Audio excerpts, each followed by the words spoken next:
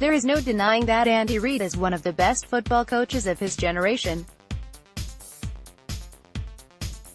Were the Kansas City Chiefs head coach to win a Super Bowl, he would become a lock for the Hall of Fame. As it is now, his 194 career wins have him second among current coaches to only Bill Belichick and rank ahead of such Canton residents as Marv Levy, Knox and Bud Grant, none of whom won the big game. Anyone who's observed Big Red on more than a casual basis, though, knows that he has his blind spots. In particular, Reid is not always at his best when the pressure is on. Most fans boil this down to his "Andy doesn't know how much time is left on the clock" moments, of which there are many. There are bigger repercussions that play out on an organizational level when Reid becomes desperate to win. That's what Chiefs fans should be keeping an eye on moving forward. Before we get to the present, however, we first need to look back into the coach's not-too-distant past. The history lesson: as head coach of the Eagles, Reid suffered the biggest clock management gaffe of his career during Super Bowl 39. After that, the pressure to deliver a championship to the Philadelphia faithful became off the charts intense. That's when Reid started to flounder. A little at first, but building up to some giant mistakes. He mishandled the Terrell Owens-Donovan McNabb feud, losing a segment of his locker room in the process. He jettisoned McNabb, with whom he had reached 5 NFC championship games, in favor of former second-round pick Kevin Kolb. Reid then had to quickly move on to Michael Vick, who was less than a year out of federal prison at the time. Thanks to Deshaun Jackson and LeSean McCoy, the Eagles ended up being mostly fine on offense, even if Reid still preferred pass plays 80% of the time.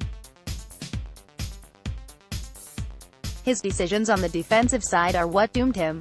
When longtime defensive coordinator Jim Johnson had to step away because of his health, he died shortly after. In 2009, Reid promoted 35-year-old Sean McDermott, who wasn't ready. His removal 2 years later is when Big Red really went off the chains. Reid first hired defensive line coach Jim Washburn to install his wide 9 alignments without having a coordinator in place. Then he moved Juan Castillo from offensive line coach to defensive coordinator. The collision course with the eventual disaster those moves caused was seemingly obvious to everyone but Reid. People remember the chaos of the 2011 Dream Team Eagles, but that was just when the national media started paying attention.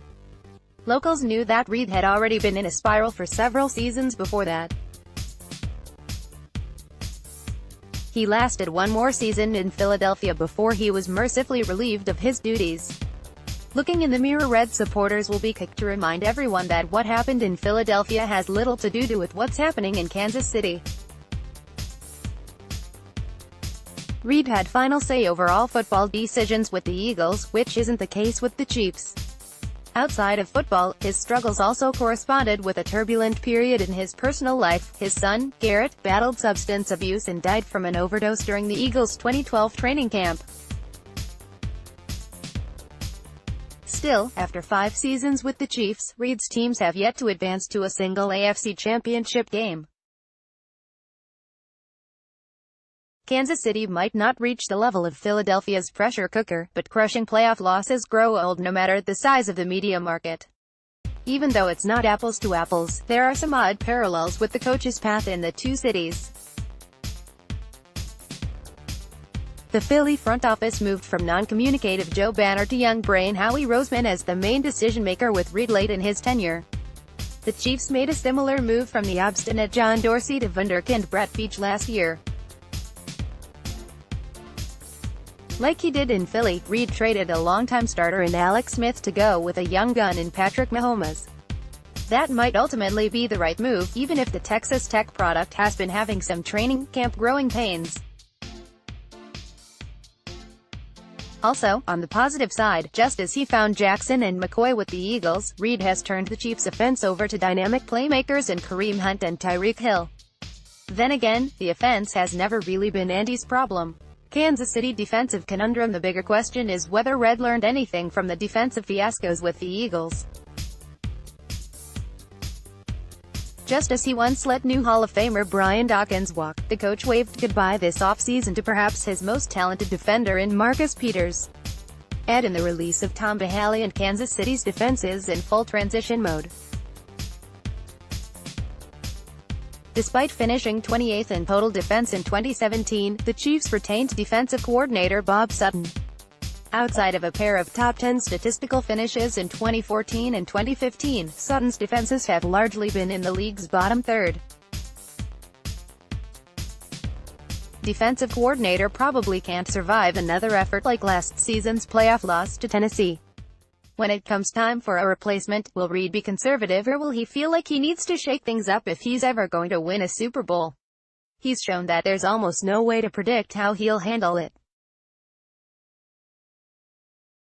Perhaps the youth movement that Big Red has undertaken in Kansas City will turn out differently. Maybe he's learned from those Philly mistakes. The Chiefs faithful should still watch his moves carefully, because the game clock isn't the only thing that Reid mishandles when the pressure to win is on.